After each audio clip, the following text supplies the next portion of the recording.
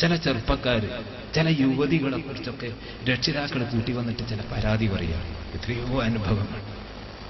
ഇത് SSLC കഴിയുന്നവരെ ഒരു തകരാറുണ്ടായിരുന്നു, ഇതിപ്പം മിണ്ടുന്നില്ല.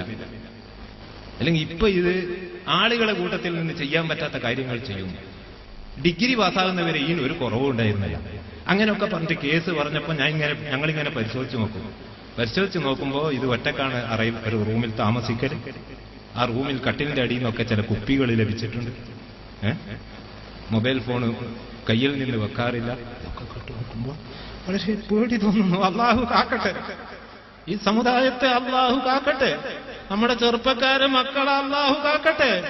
വളരെ ശ്രദ്ധിക്കേണ്ട ഒരു കാലഘട്ടത്തിലാണ് സുഹൃത്തുക്കളെ നാം ജീവിക്കുന്നത്. നമ്മൾ തമ്മിൽ തച്ച്, തമ്മിൽ കുലുമാലാക്കി, തമ്മിൽ ചീത്ത പറഞ്ഞൊക്കെ കഴിച്ചു കൂട്ടേണ്ട കാലമല്ല.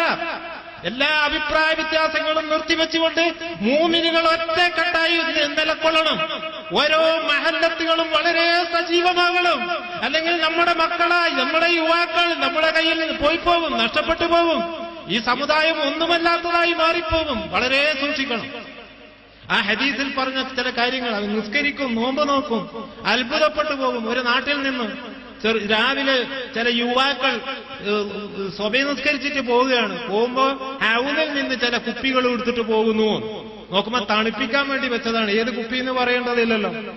വീട്ടിൽ വെച്ച് ഫ്രിഡ്ജിൽ വെച്ചാൽ ഉമ്മമാര് കാണും. നമ്മളെ കുട്ടികളാണിത്, കുനൂത്ത് ഓതിയിട്ട് പോകുന്ന കുട്ടികൾ. വളരെ ശ്രദ്ധിക്കണം. ഇവിടെ തമ്മിൽ തെറ്റി കുലുമാലുണ്ടാക്കി കുറെ മദ്രസകൾ ഉണ്ടാക്കി ഫിത്ന ഉണ്ടാക്കേണ്ട കാലമല്ല ഇത്. എല്ലാവരും ഒറ്റക്കെട്ടായി രംഗത്തിറങ്ങണം. മഹല്ലുകൾ വളരെ സജീവമാകണം. മൂമിനുകൾ വളരെ ശ്രദ്ധിക്കണം. അല്ലെങ്കിൽ നമ്മളെ മക്കളെ, നമ്മളെ യുവാക്കൾ അത്